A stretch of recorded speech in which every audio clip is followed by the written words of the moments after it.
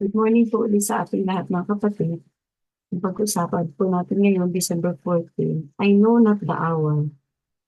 Songwriter Philip Bliss didn't like the unusual spelling of his first name. So as an adult, he began using the extra P as a middle initial.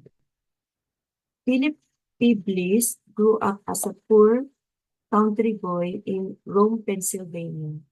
His love of music led him to fashion homemade musical instruments out of whatever materials he could find. At the age of 10, he heard piano music for the first time. Entranced, he followed the sound into a woman's home. Startled at seeing a ragged barefoot boy watching her, she immediately quit playing. Instead of fleeing, he cried, "Oh lady, play some more."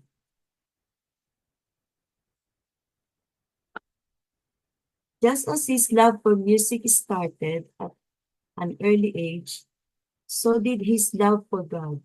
He once said that he could not remember a time when he was not sorry for sin and did not love Christ. When he was 14 years old, he went forward at a revival and made a public confession of his faith. Shortly after this, he became a Sunday school teacher, a commitment he continued for the rest of his life. He found bringing his music to children particularly rewarding. Think how readily children catch the meaning of a hymn and how lasting may be its influence. Cannot you, yourself, now remember the songs that you heard in childhood? More than this, can you not recall the very voice and manner in which they were sung? While the sermons ably written, well delivered, with their flights of oratory and tender appeal, where are they? Their very texts forgotten. Although he received no formal musical training, he began writing songs and giving concerts full time at the age of 26. He wrote both the words and music for most of his hymns. He was known for quickly writing entire songs after hearing one inspiring phrase or casual remark, creating the text and melody simultaneously. For example, after hearing D.L. Moody is one of the famous pastors, brothers and sisters. Tell the story of a shipwreck caused by a problem in a lighthouse. He wrote, "Let the lower lights be burning." And while waiting for a train in Ohio, he briefly slipped into a church and overheard the preacher saying, "To be almost saved is, is to be entirely lost."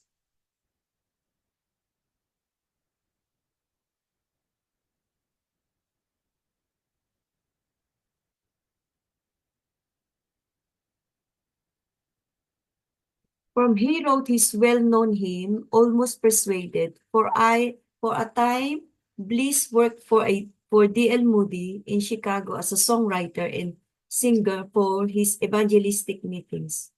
On December 14, 1876, Philip Bliss and his wife unknowingly participated in what will be their last evangelistic service together. For the conclusion of the service, Bliss and his wife sang together, "I know not the hour when my Lord shall come." Later that month, after visiting his boyhood home in Pennsylvania for Christmas, Bliss and his wife boarded a train to return to Chicago to minister with Moody. While crossing a railroad bridge near Ashtabula, Ohio, the bridge collapsed, plunging the train 60 feet down into a ravine. Observers saw Bliss escape the burning wreckage, but then crawl back through a window into the flames to search for his wife. 38-year-old Bliss and his wife were among the more than 100 passengers who perished in the tragedy. At their funeral, the last hymn they sang together publicly was sung, then with new meaning. I know not the hour when my Lord shall come to take me away to his own dear home, but I know that his presence will lighten the gloom, and that will be glory for me. I know not the form of my mansion fair, I know not the name that I then shall bear, but I know that my Savior will welcome me there, and that will be heaven for me. Um, I'm sorry po nitong si Philip Bliss. He was one of the songwriters na I think during his time, 70s, 1700s, he was famous in writing songs. At the very young age, nandun sa kanya yung passion for music. I believe bawat isa sa atin may kanya-kanya tayong passion na binibigay si Lord. May kanya-kanya tayong gifts and talents that God wants us to use. And um, itong si Bliss, when he was young, he loves to, yung palang, mayroon palang mga tao na at the very young age, alam na nila kung ano yung gusto nila. I think, it's not that I think, but I believe na ito yung innate sa isang tao, pag meron kang gift, lalo na pag yung believer ka, no, pag Kristiyano ka, malalaman mo na kaagad kung ano yung magiging ikaw. May, for example, for him, no, yung music, yung musical instruments, yung marinig pa lang niya, parang it's music to his ears talaga, na nadudraw siya pag nakakarinig siya kahit na mga instrument lang na very simple, just like for him.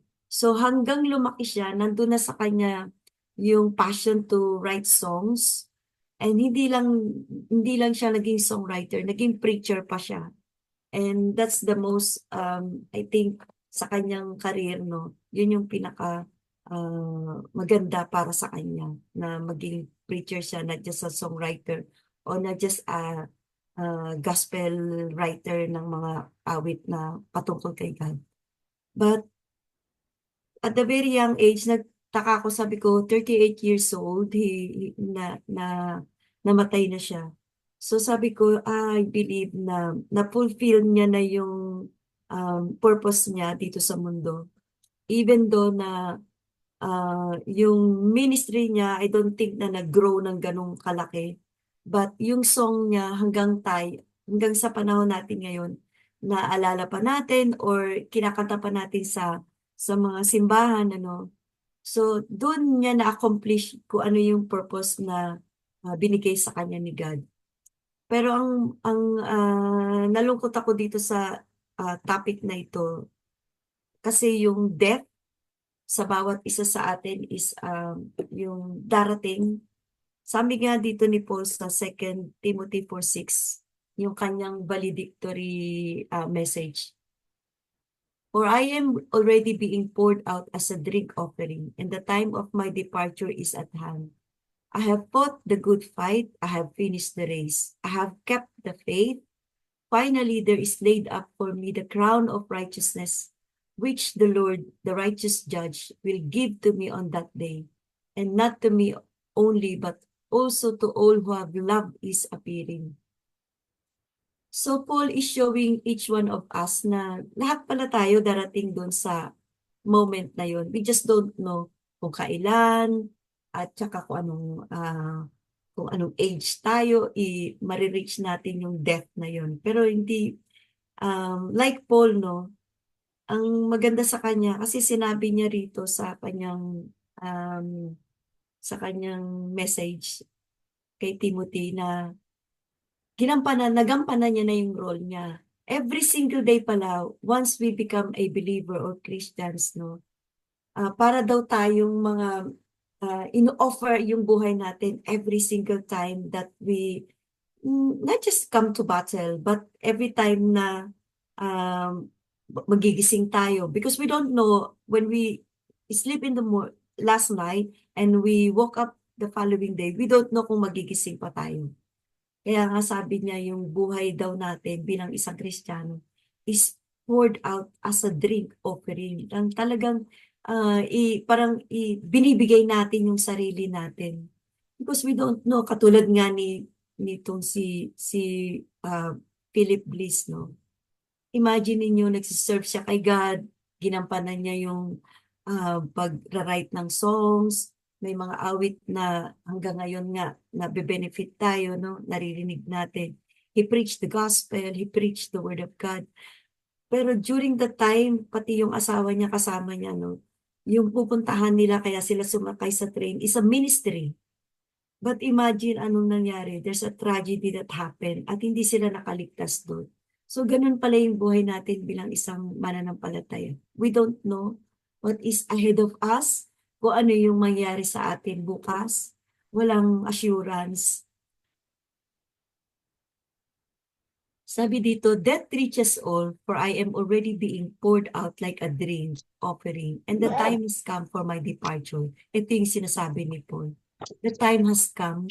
Paul was very aware of his impending death. The circumstances of his life had led him to make that statement. Tayo po mga kapatid, naiisip din po ba natin itong mga bagay na ito?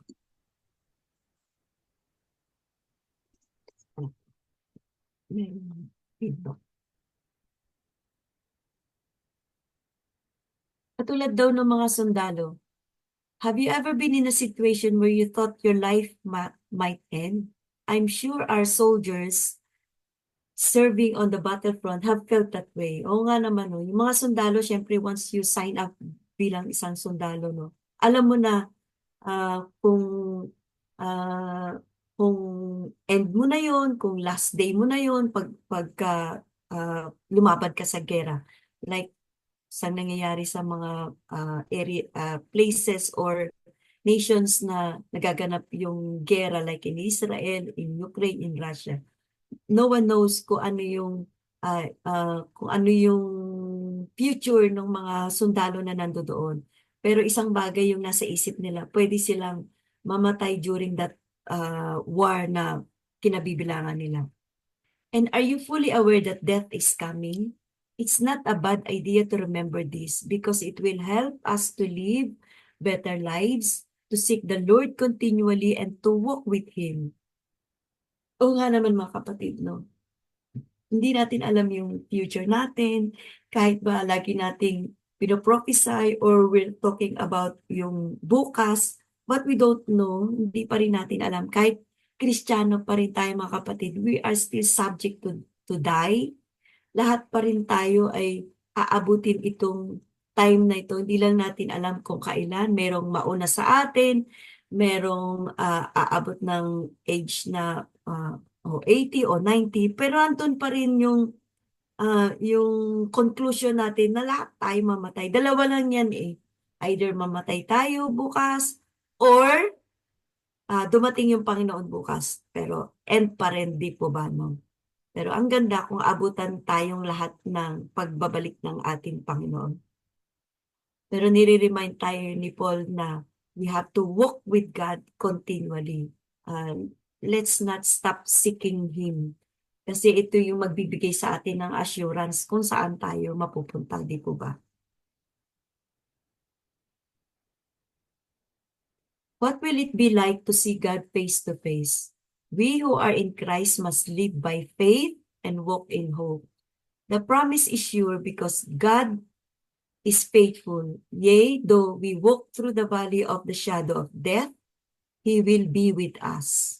I can only imagine, sabi nga ni Paul. The Apostle Paul gives us the lowdown on death, when and what to do. Death reaches all. Lahat nga naman tayo abutin yan. Death requires preparation and death reveals our future. So ito yung maganda sa ating mga Kristiyano because doon sa mga unbeliever, yung di nakakikilala sa Panginoon, um, malungkot kasi hindi nila, tayo, alam natin kung ano yung sasapitin nila, kung di nila kilala yung Panginoon. Kaya nandoon sa atin yung zeal and passion na i-share yung gospel, i-share yung Panginoon, i-share yung mabuting balita, ipakilala sa kanila na yung yung life or yung death is nasa kamay ng Panginoon. Hindi hindi natin hahayaan na siyempre yung members ng family natin, most especially, hindi, kahit bata, matanda, ngayon wala nang pinipiling age. Mapansin nga natin ngayon, maraming ang mga bata ngayon na inaabot itong kamatayan na parang very untimely. Yung na recently, meron akong kaibigan na may kaibigan siya na binurol dito sa malapit sa area namin. And he was just 26 years old. Yung kaibigan ko, nasa age ko na rin, pero yung kaibigan niyang ganitong kabata, 26 years old, kasi I think ka-basketball niya. Sabi ko, 26 years old, anong kinamatay? Heart attack. Sabi ko nga, sa panahon ngayon, wala na talagang age na pinipili yung kamatayan.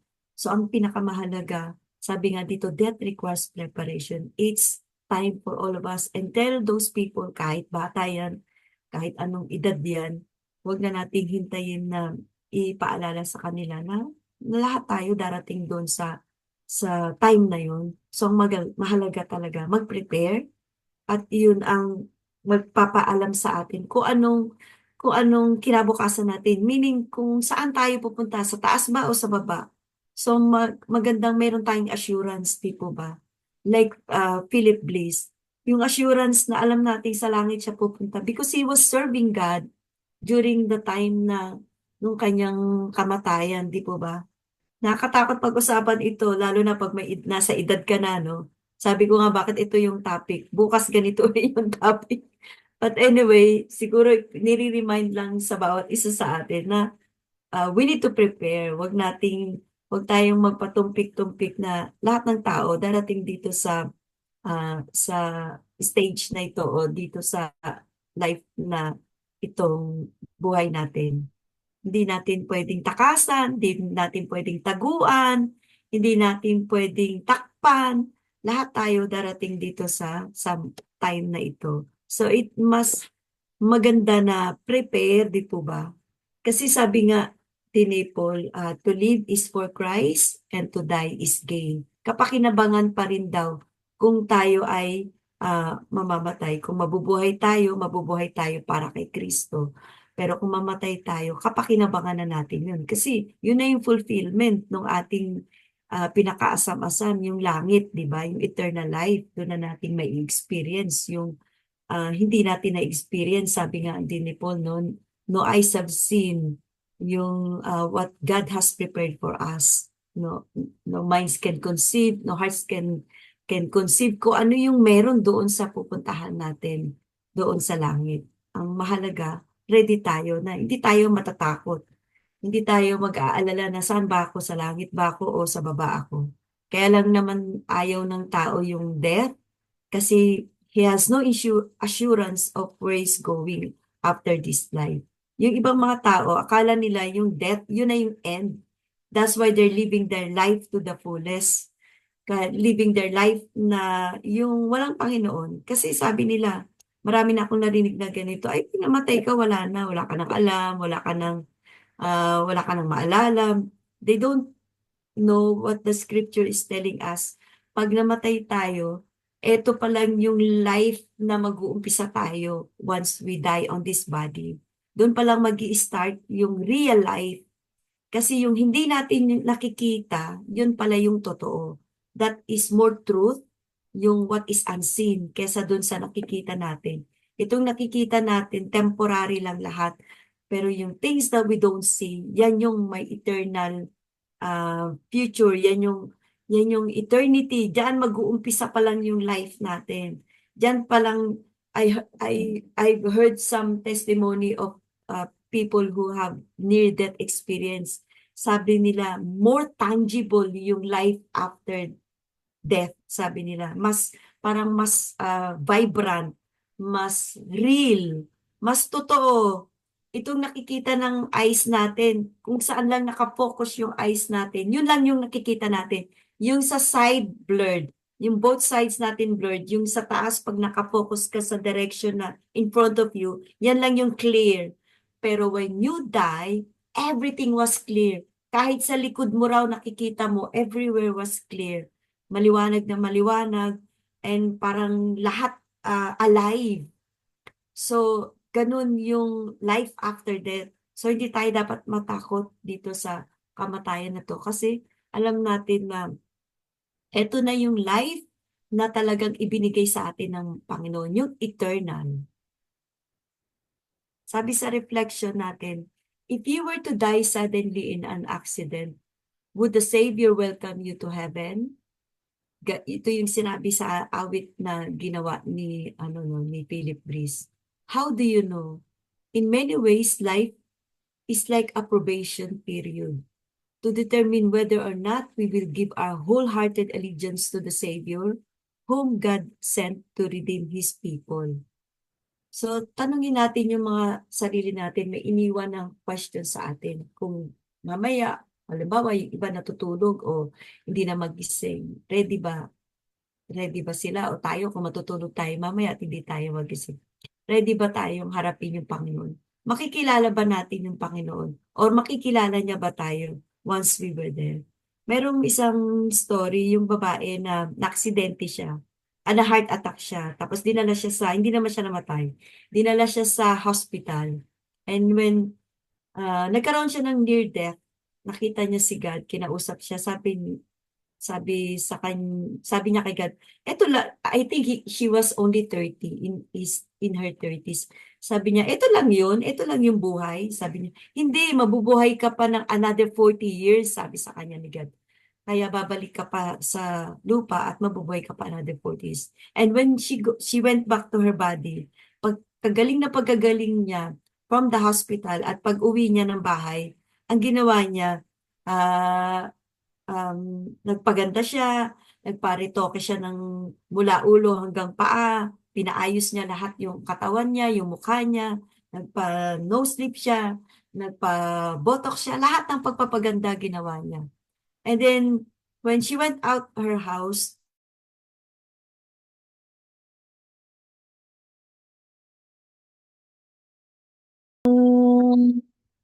nag, nung nagka-heart attack siya, na-hospital siya, and then, nagkaroon siya ng near-death experience. Sabi ni God sa kanya, humarap siya kay God. Sabi niya, God, ito lang yung buhay. Sabi niya, no, God, I'm giving you another 40 years. And then, bumalik na siya sa lupa, gumaling na siya. And then, ang ginawa niya nga, nagpa-retoke siya from head to foot. Lahat pinaayos niya sa sarili niya, no? And then, when she went outside, na-aksidente siya, nasagasaan siya. Tapos sabi niya kay God, God, kala ko ba bibigyan mo pa ako ng another 40 years? Sabi ni God sa kanya, ay, hindi kasi kita nakilala. Sabi ni God sa kanya, kasi nga, iba na yung itsura niya. So, parang pinapakita lang sa atin na we don't have to prepare yung ating physical na katawan na iyan yung bigyan mo ng too much attention. Ang preparation na gusto ni God sa atin, yung inner na preparation, yung ating relationship sa Panginoon. Hindi lang yung outside natin ang importanteng i-retokihin, kundi yung mga puso natin, di po ba?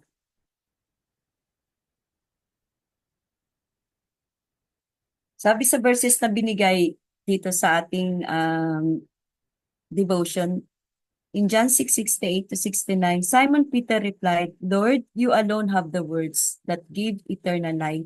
We believe them we know and we know you are the Holy One of God.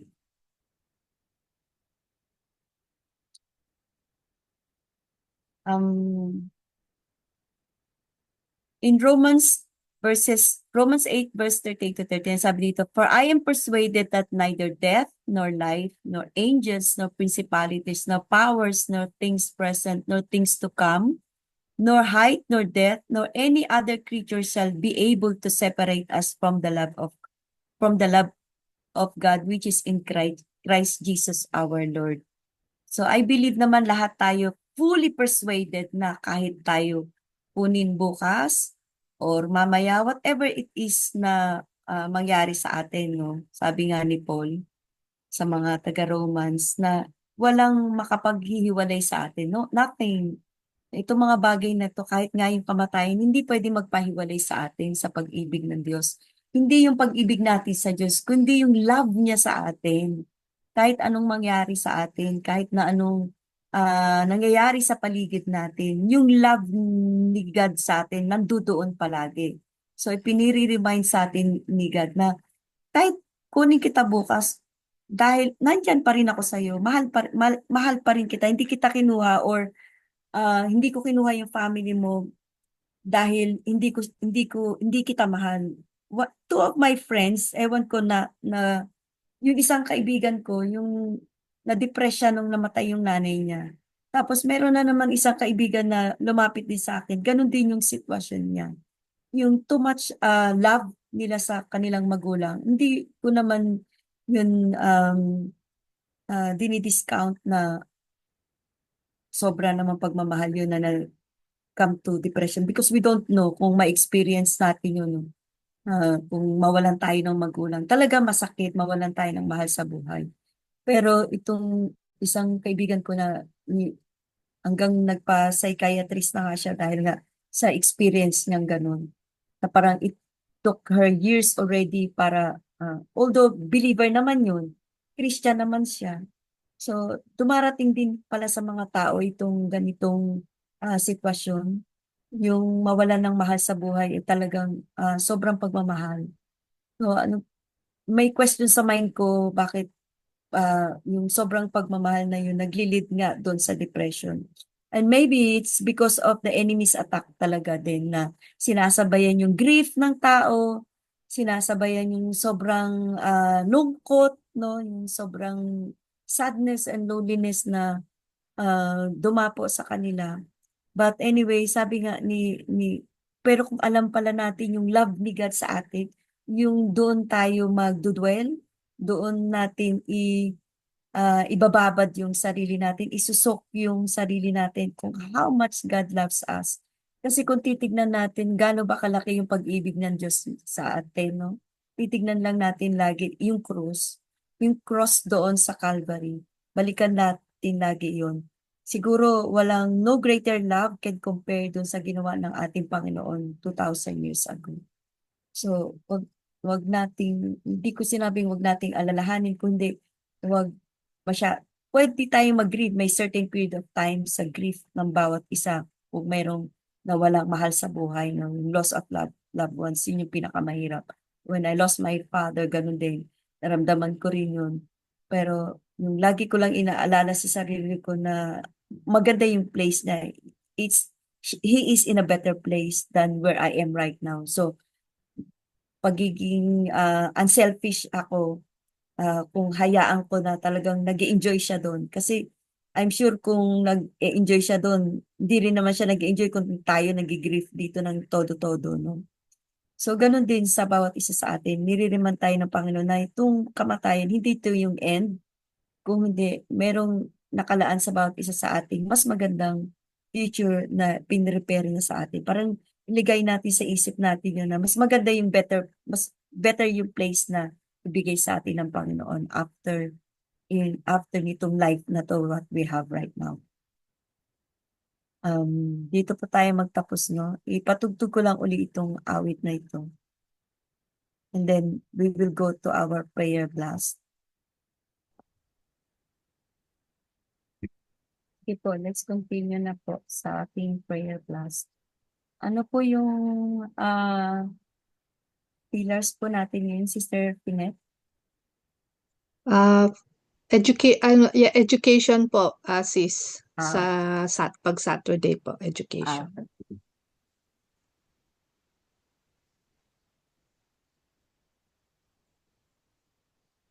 Ito po, isahan po muna natin dito sa persecuted church. Let's continue to pray po mga kapatid. If you may join me, ito po yung mga prayer points that we can pray for specific prayer natin ngayong umagang ito. So let's continue to pray po itong ating ako na rin po ba sa prayer blast, Sister Pinet? Or kung gusto niyo pong ituloy-tuloy na sis, andyan na po. Yes po. Magano na lang po kami, mag-support kami sa prayer po. can sige. pray together. Okay. Sige po Thank mga kapatid. Andito po yung prayer points natin that we can reflect or we can utter para po may pag-pray yung ating mga kapatid sa iba't ibang denomination or whatever nandoon. Saan sila naroon? Mga missionaries na napapadala sa iba't ibang panig ng daigdig na may persecution na sa mga kapatid natin. So let's pray mga kapatid. Hallelujah. Praise God. Hallelujah. Father God, Lord, Tinataas namin continue sa to iyo lift ang up to aming you, mga O God, kapatiran all the sa iba't persecuted ibang dako churches ng daigdig. over the Sa world, O area, God. Lord, na Panginoon, Lord, persecuted, nakikita mga mo Ang areas po patuloy na ang nilapit, pagpapananampalataya. Panginoon. pray for Ang Lord, thank you for pray reminding us, sila, Panginoon, O God, pagkakusahan po na Diyos ang buhay namin dito sa at lupa, sila dahil sa Panginoon, English. ay temporary lang, O kanilang God. community. At ikaw Sila lang ang Diyos nakakaalam, ay Panginoon, kung hanggang tunay kailan na po kami narito. sa But kanilang while we are here, Panginoon, Lord, nakaranas ng pisikta, truly, Panginoon, doon Lord, lugar itinanggi at tunay na lahat ng mga itinanggi. persecutions, Ang aming dalangin na Diyos, bigyan mo sa kalakas challenges, O God. magpatuloy Help sa us to have that papahayag ng iyong unshakable faith, Panginoon, Lord. ang dalangin din namin, O Diyos, Kahit na bawat kami ay being buhay. attacked Pinapanalangin left namin and ang right, bawat O mga God. anak We mo are rejected. We Christian are in community hostile na kung environments, saan po Lord. Diyos We ay ask you, O God, to grant us believers dalangin namin na courage, O God, to magdamag continue sa to tanging spread pangalan the ni gospel of Jesus.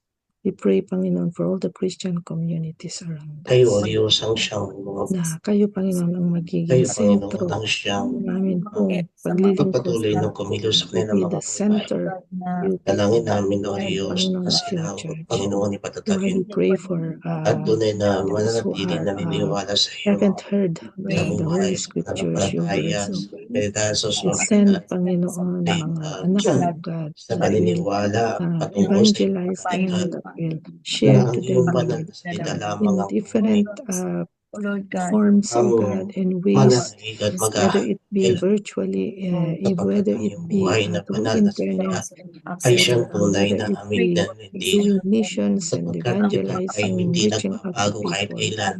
Lord, we Hindi just nagbabago. pray, Panginoon, Lord, that as we do this, we will have that peace and contentment in our lives, oh God. Kaya sumasalita Not na yung just only by your grace, Panginoon, that we are able to do ang inyong mga all anak this, to obey ano you, man Panginoon, by kanilang your mga leading, O struggles Holy sa Spirit. buhay, We ano man ask ang you to kanilang grant us your joy in karanasan. our relationship Ang with aming you. dalangin ng kagalakan na And nanggagaling sa hindi iyo. lang kami, Panginoon, kundi pati, sapagkat Panginoon, ikaw ang lang lahat, O God, ng mga na tao na buhay, ay willing, O ang God, liwanag at ang to dagat at accept ang you and to pangalan. answer your call in their lives.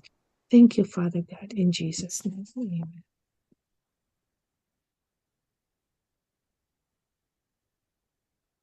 let's continue to pray sa ating mga simbahan, sa ating mga pastors and leaders ng churches.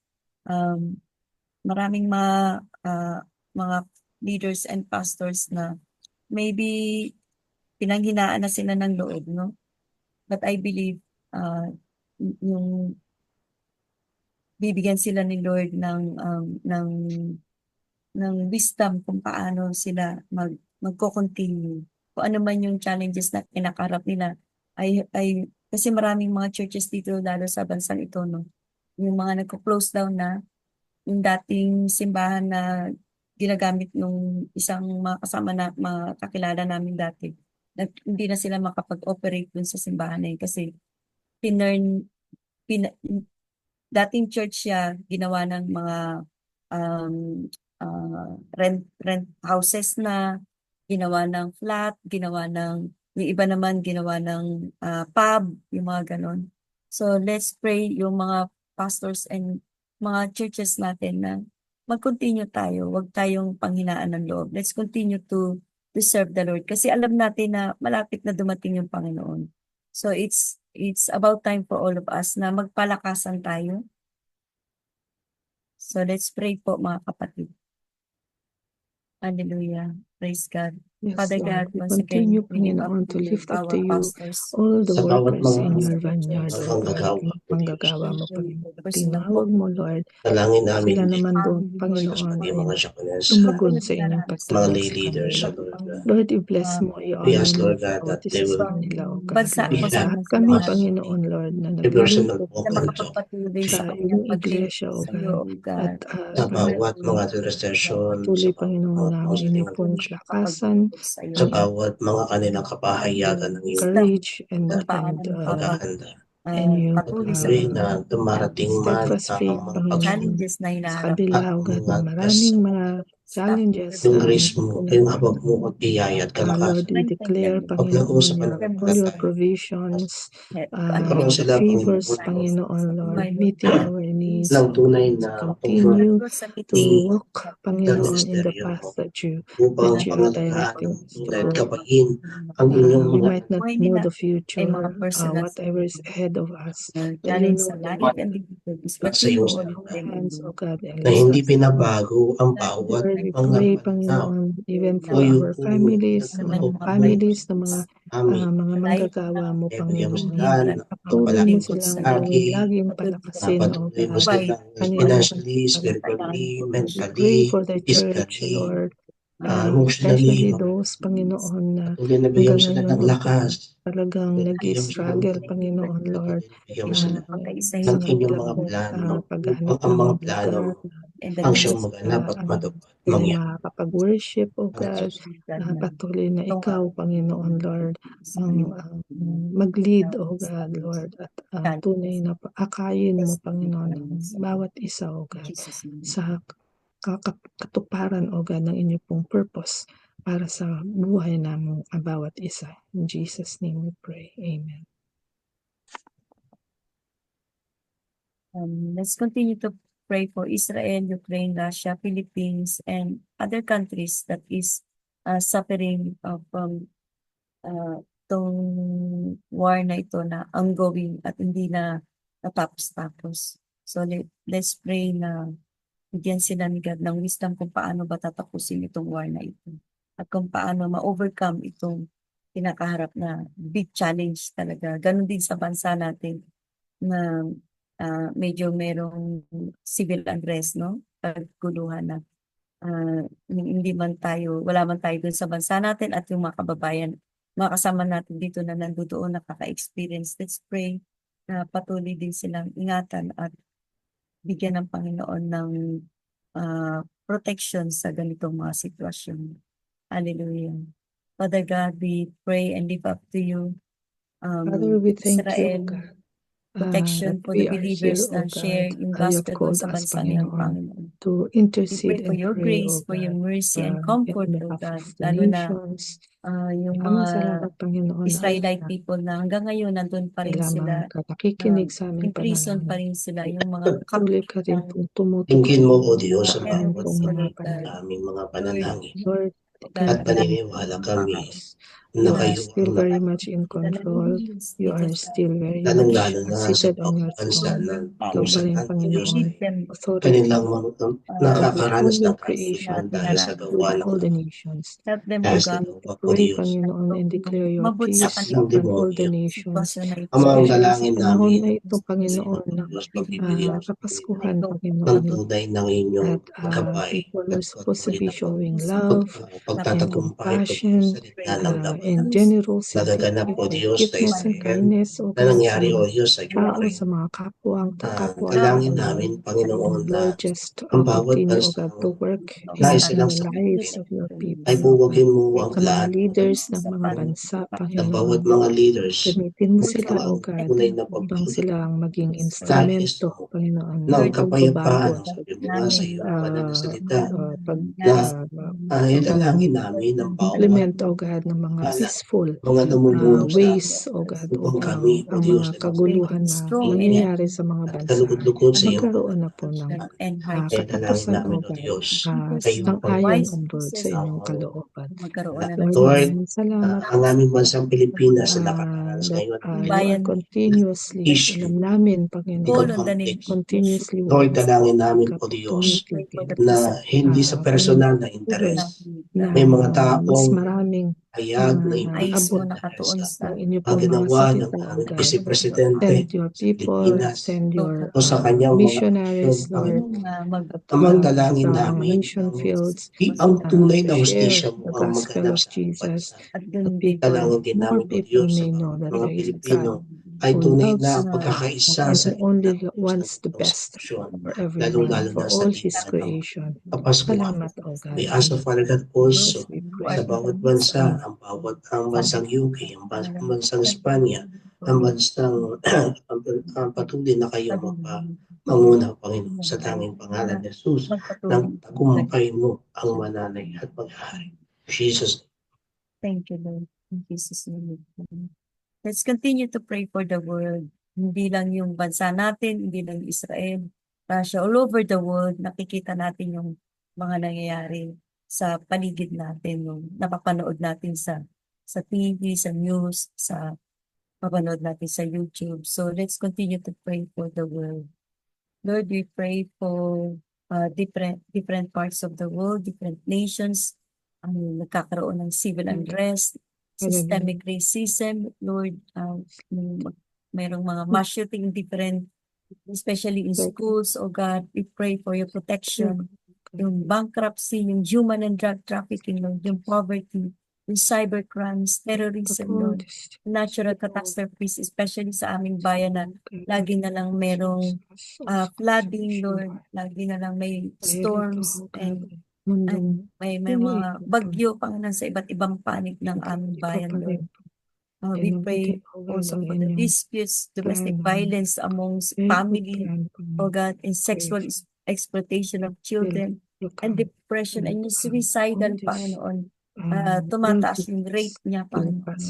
Lord, itong mga bagay na to, we are no control of this situation, but you, Lord, you have all of this situation that is going on in different parts of the world, hindi lang yung sa bansa namin, Panginoon. If your eyes is upon our people on this planet Earth, oh God, nakatuon yung mata ko sa iba't ibang panig ng daigdig at alam mo yung nangyayari, Panginoon. So we lift up to you itong mga sitwasyon na ito in these times of trouble and needs, oh God. Ikaw po ang manguna at kumilos, Panginoon. Into your hands we pray. We lift up to you this situation, oh God. In Jesus' name we pray. Amen. Let's continue, mga kapatid, to pray for healing sa ating mga kapatid na kung meron din kayong alam na mga pangalan na you want to mention dito sa ating panalangin, isama rin po natin sila sa prayer natin. And these are the kinds of illnesses kung meron man silang dinaranas na iba't ibang klase ng karamdaman. Ipag-pray po natin. Isama po natin sa prayer natin ngayong umaga nito. And ano man yung mga sakit nila, itaas natin sa Panginoon. Hallelujah. Praise God.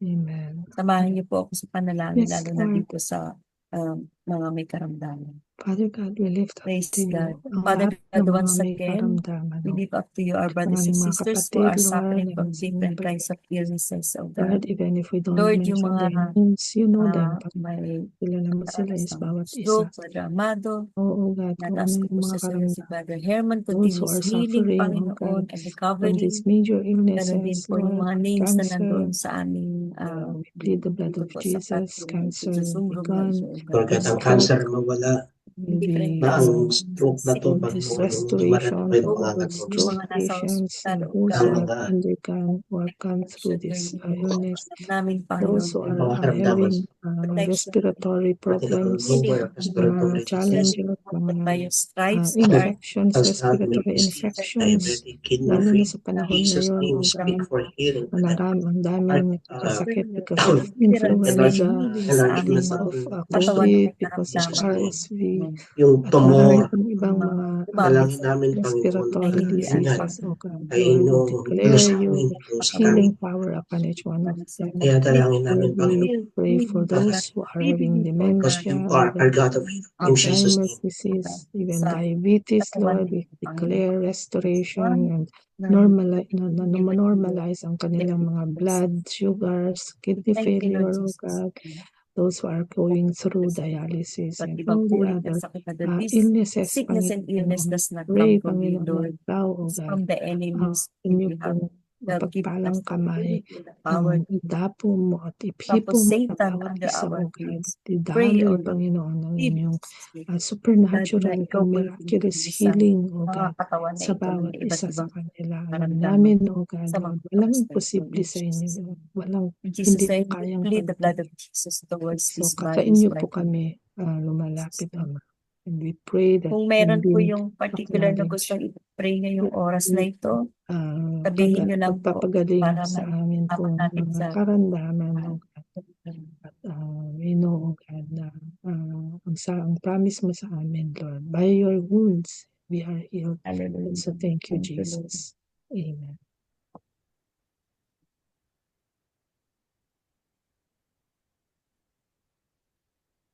And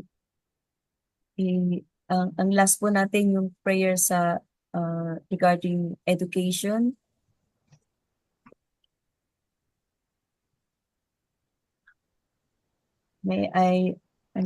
Andyan pa po ba si Sister Conchita? Nanay Conchita, pwede po kayong mag-lead sa amin sa prayer ng regarding education?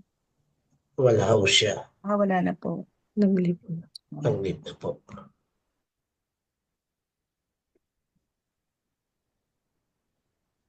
Sister Flora, okay po ba kayo mag-lead sa prayer regarding education? Are you able po ba?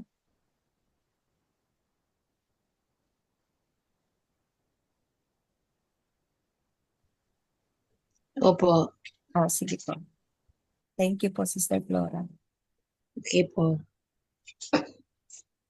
Father God in heaven, once again, Lord God, we come, oh Lord God, with a humble heart, praying, oh Lord, for education, Lord God, in the name of Jesus. We pray, Lord, for all those students, Lord God, starting from the youngest to the oldest, in the name of Jesus.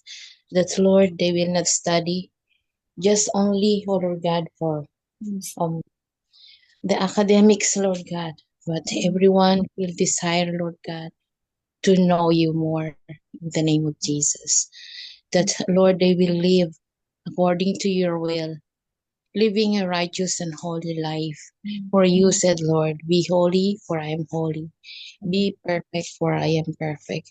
But no one can do it without you, O Holy Spirit, in our lives. And we also pray, O Lord God, for all those teachers, Lord God, that they too, Lord God, will have a fear, O Lord God, to God, will fear you, O Lord, and everyone will desire to know you more, will be rooted into your word, O God, that the students who can hear them, who can see them, Lord God, they will only hear your word, Lord God, and they will see Jesus being displayed in their lives. That they too, Lord God, will have the desire to seek you diligently all the days of their lives.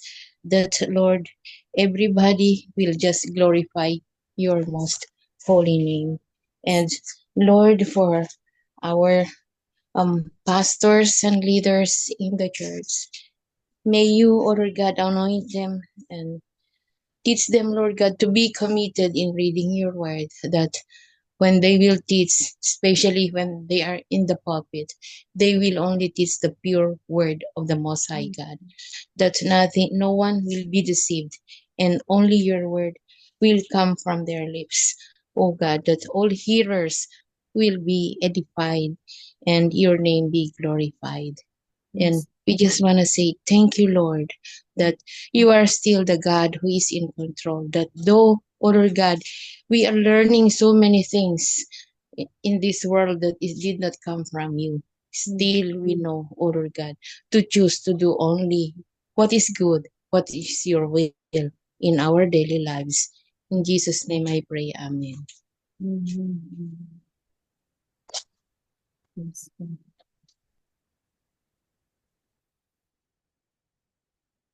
Sige po. Pwede po ba, Pastor Rory, sa closing and benediction na rin po? Sige po, tayo po ay manalangin at magpasalamat po sa ating Diyos na buhay sa kanyang mga salita at sa ating narinig po ngayon. Tunay nga po, Panginoon, na ang buhay ng tao ay inyong binigay ng isang regalo. Regalo na nagbibigay ng kasiyasiya at tunay na napakahalaga. Salamat po, Panginoon, sapagkat ang buhay ng iyong pinagkaloob ay tunay na pinadanas mo at nadama mo rin ito nang ikaw, O Diyos, ay isinilang sa mundong ito at sa pagsilang mo, Panginoon, ipinakita mo ang isang dakilang halimbawa na hindi ka naghahanap ng anong magarang na bagay, na hindi ka naghahanap ng isang panutuyan na napakaganda. Yes. Pagkos isinilang ka sa isang sabsaban. Isinilang ka upang ipakita mo sa amin na kaya mong maging kapantay kaming mga tao. Maging kapantay at mamuhay upang ipakita mo sa amin ang paglakad ng tunay na pananampalataya hanggang sa kamatayan. Inahanda mo ang bawat isa sa amin upang kailanman at anumang oras, totoo nga po, Panginoon, ang aming buhay Yes. ay mawawala sa mundong ito. Nagkakaroon kami man ng pagdududa na ang kami mga tao ay nagkakaroon ng takot pag naririnig ang salitang kamatayan. Pero sinabi mo nga, Panginoon, sa iyong buhay na salita na ikaw ang muling pagkabuhay ng buhay ng sino mang mamatay, na kapag may relasyon sa iyong tunay, siya'y mabubuhay. Salamat. Salamat sa Kapaskuhang ito sapagkat pinapaalala mo sa amin na may buhay kay Kristo Jesus, na may buhay na walang hanggan sa pagkilos ng iyong banal na Espiritu. Dalangin po namin, Panginoon, kay Ate Marisa, patuloy na kayo magbigay sa kanya ng karunungan. Pagpalain mo, Panginoon, siya at ang kanyang pamilya, lalong-lalo ng kagalingan kay Kuya Amado. Dalangin namin, O Diyos, ang patuloy na paghaplos mo magmula sa ulo o sa bunbunan hanggang sa talampakan, sa bawat ugat, sa bawat kalamnan,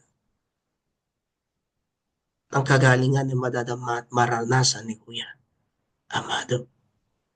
Salamat din, Panginoon, sapagkat kayo yung Diyos na magbibigay at tunay na magtuturo at mag-aakay sa bawat nais mong sundin namin para sa iyo at mapaglingkuran at mapagpurihan. Dalangin po, Panginoon, sa bawat mga kasama po namin ngayon, pagpalain po ninyo sila na ang aming pong buhay, O Diyos, ay aming inaalay para sa inyo, ay aming binibigay para sa inyo, ngayon at kailanman. Yes. Aming dalangin, Panginoon, ay pagpalain po ninyo ang bawat mga nabuhay, pangangailangan. We speak, Lord God, of financial breakthrough, supernaturally work, Lord God, sa aming mga buhay, pamilya, sa trabaho, pagkakaroon ng trabaho. At patuloy na aming dalangin, O Diyos, na maging liwanag, tanglaw ang bawat isa ho sa amin, sa bawat lugar na aming kinaroroonan, nasa UK man, nasa Espanya man, nasa Pilipinas man, o nasa Kuwait man. Dalangin namin, O Diyos, ang iyong liwanag, katulad ng tala na suminag sa araw ng Kapaskuhan, upang ang kaliwanagan sa gitna ng kadiliman, may liwanag kaming matatanglawan at makikita, at ikaw ang liwanag na iyon. Salamat po. Patuloy na ikaw ang aming pupurihin, tatakilain, sasambahin sa tanging pangalan ni Jesus. Amen at amen. Mga kapatid, tanggapin po Amen. natin ngayon ang pagpapala, pagmamahal ng Diyos Ama, Anak at Espiritu Santo. Tandaan natin na ang buhay dito sa mundo ito ay pansamantala lamang. Ngunit nagbibigay sa atin ng isang liwanag upang tayo ay tanggapin, yakapin, ipakita na si Kristo ay sumasa atin. Ng liwanag na kanyang ipinakita ay ating lalakarin upang tayo'y ganap na maging anak, disipulo, alagad ng ating Panginoong Jesucristo.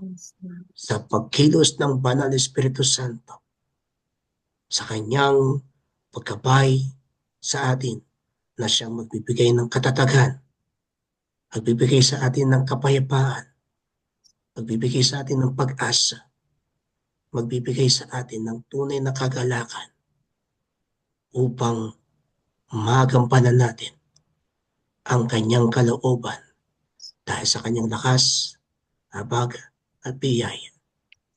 Sa tanging pangalan ng ating Panginoong Jesucristo. Amen.